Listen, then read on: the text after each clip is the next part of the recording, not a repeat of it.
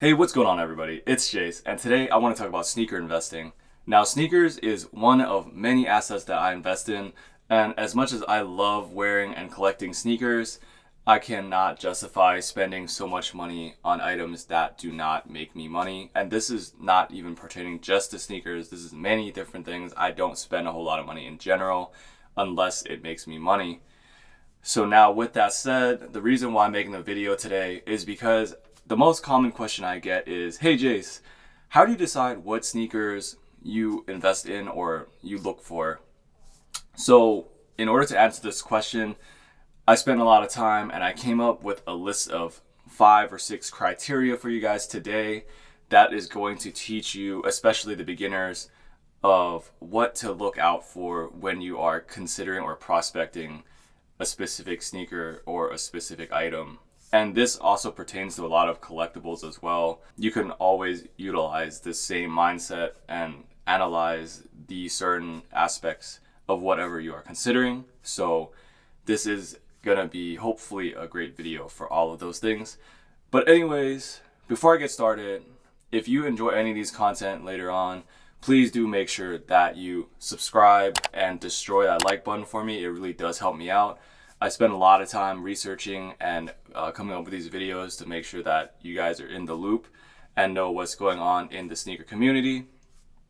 So with all that being said, please stay tuned. All of those things that I just talked about are going to be covered in this video.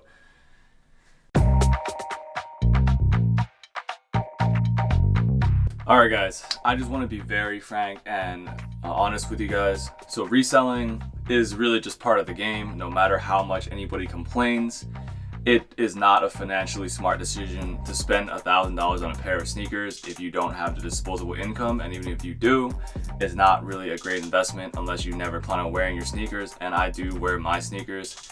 So one of the biggest reasons why I do some part-time reselling is because I want the sneakers that I want and I'm not willing to pay resale for it. So I'd rather hit sneakers for retail and then resell them and use that profit to buy sneakers that I really want.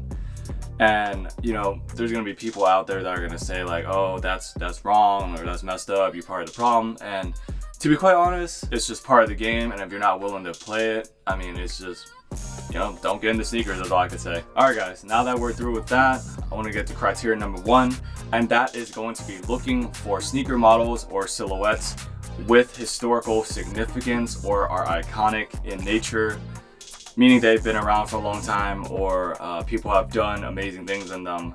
So a really great example of that obviously would be Michael Jordan with the Air Jordan 1. It was his first sneaker deal with Nike ever. I have a pair here just to show you guys an example. So these are the 2020 Tokyo Silvers that came out last year. These are obviously always going to sell out. And another one I have for you guys is going to be the Dunk Lows. So these are obviously very trendy right now. But anyways, the whole point is just do your research, figure out what people like right now. I gave 2 perfect examples. Lots of people want them. So if you want to make some money and have a good investment, even wear your sneakers and still sell them for some money later on, can't go wrong with these. And there are many more out there with Asics, Gel Lights, New Balance, and many other sneakers. All right, so now we get to criteria number 2, and this one is going to be really important that it is used in conjunction with criteria number 1 when you are looking for sneakers to invest in.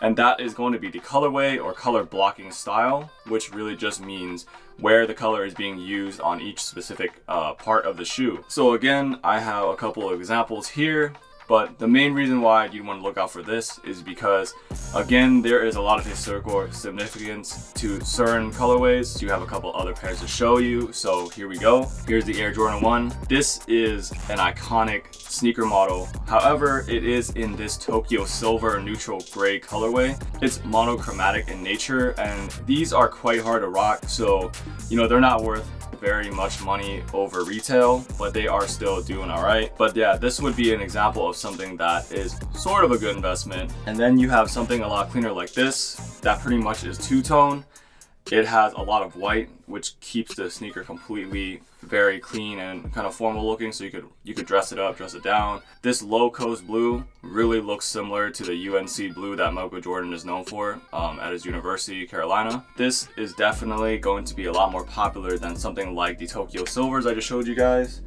And then another thing to really keep in mind when you're looking at a colorway is to really think about the wearability of it. Here I have the Alma Air Jordan 3s, and this is kind of keeping up with the trends, right? So this is a very neutral looking sneaker. It has a lot of that what's trendy right now, which is kind of pre-aging the midsole and the back tabs. So this shoe just looks easy to wear. It's another iconic shoe model, which is the Air Jordan 3. Just something to also keep in mind is when you're looking at a colorway, how many people are interested in the colorway, and does it seem like it's something that a lot of people could wear? All right guys, so now we're at criteria number 3, and that is going to be looking for sneakers with specific collaborations or special features.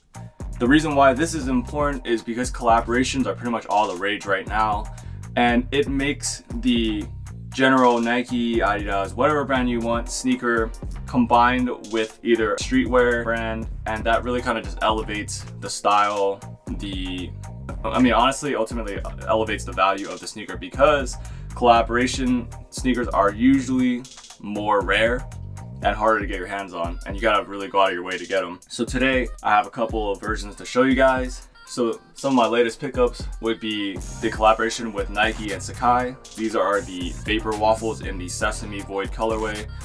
And if you look at the sneaker, it has this deconstructed look to it. It has the over-edged midsole here that you can actually see the real midsole. That's combined with the outsole. You can see the double concept everywhere, double swoosh, double laces, double tongues. And this is just a really crazy looking shoe. And the other thing is, like I said, historical significance. I keep bringing this up, but it is really important. If you look at this waffle outsole right here, this was one of Nike's earliest technologies that they used in their first ever track runner. So it's really cool for that reason as well. So this sneaker actually does have a lot of history to it in terms of the design inspiration. So this sneaker is going for a lot of money, or a decent amount of money. And then the other one I have for you guys, like I said earlier, is going to be looking for sneakers with iconic models. So this is the Jordan 3, like I said. This is a collaboration with Alma Air, and these are also playing to the trends of the current fashion, which is going to be having that pre-aged and everything, like I said earlier. So this is another highly sought after sneaker, and I've been honestly seeing a lot of people saying that this is like shoe of the year for them, and demand is definitely very high on these. So it's definitely very important to keep track of these big releases. So now we get to criteria number 4, and that is going to be looking at how much stock there is in relation to demand.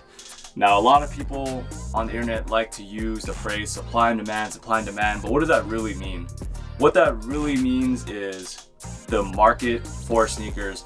The price of a sneaker is completely driven by hype and how much supply there actually is, how much stock there actually is, and how much people really want them. So in theory, the more people that want them and the less supply there is, the higher the price. So a good example of that would be the Nike SB Dunk Low Chunky Dunkies. We know that only about 8 to 10% of people that wanted to get these sneakers actually got them. And there were, from the survey on Nike's website, over 2 million people that entered just from Nike alone to try to get a pair of these sneakers. So you know that there was probably less than, I don't even know, honestly, maybe a couple tens of thousands of pairs, and that was it. Barely anyone actually got these sneakers. So as you could tell by looking at the price on places like StockX, for example, you'll see that these sneakers are still going for over $1,000. And like I said before, this is one of the major reasons you're going to probably want to earn some money reselling sneakers so that you can actually get the sneakers you want.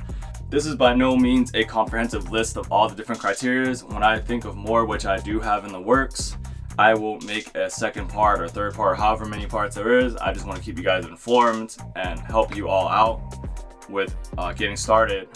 Anyways, Criteria number 5, the final one I have for you guys today, is going to be hype. Hype is basically just popularity generated over social media, and that would probably be the most bare bone example these days. So when you see a celebrity, certain celebrities wearing a sneaker, all of a sudden it skyrockets in terms of popularity because of who is wearing it for their segment. So people that follow, for example, Travis Scott, last year when Union released their Union 4s, which I have both right here, Travis Scott was seen wearing the Off Noirs, and almost overnight those sneakers blew up in terms of popularity. Everybody's trying to get their pairs. And at one point, I think they were over $1,000, even more than that. And that was kind of coined the Travis Scott effect. Or, you know, every time you see Kanye wearing a certain sneaker, that gets pretty hyped. So he was seen wearing Wave Runners, Foam Runners way back. And all of these things just generated so much hype on social media to the point where everybody's like, oh my God, I need to get my hands on it. How can I get it? And that's really something that you kind of need to look out for if you do want to be looped in and keep track of what's going on in the sneaker community. And as I said, with everything else here, the most important thing is just that you need to do your research. That is one of the most important things, and persistence. Honestly, the sneaker game side hustle is really not the easiest thing to get into, taking lots of L's, but you know, that's really like everything else in life. You just have to fail before you start winning, and that's just how it goes. I didn't mean to give a life lesson there, but that's pretty much what it is for criteria number 5. Just want to look out for the hype, who's wearing what, keeping track of what is coming out, and really just pay attention to the market and learning how to read what social media is currently trending. And the final thing is that I do want to give a warning. Sneaker investing, I use that phrase very lightly because when you are investing in sneakers, it's more of a speculative gamble. It's sort of like day trading because the prices fluctuate so much, and it's only really driven by demand and supply. And I also end this on a really important note, which is a lot of people like to complain that people are reselling now and the sneaker game is all effed up. But in reality, the only entity that could reverse all of this or stop it is Nike themselves, but they choose to play the limited game. They want these sneakers to be sought after. It builds more marketing hype for them, and it builds more demand for their sneakers because there is not enough supply to go around. So people are highly valued and make Nike a sought after brand for those reasons. And there are many other reasons that I could get into in another video. Let me know if you guys want me to do that.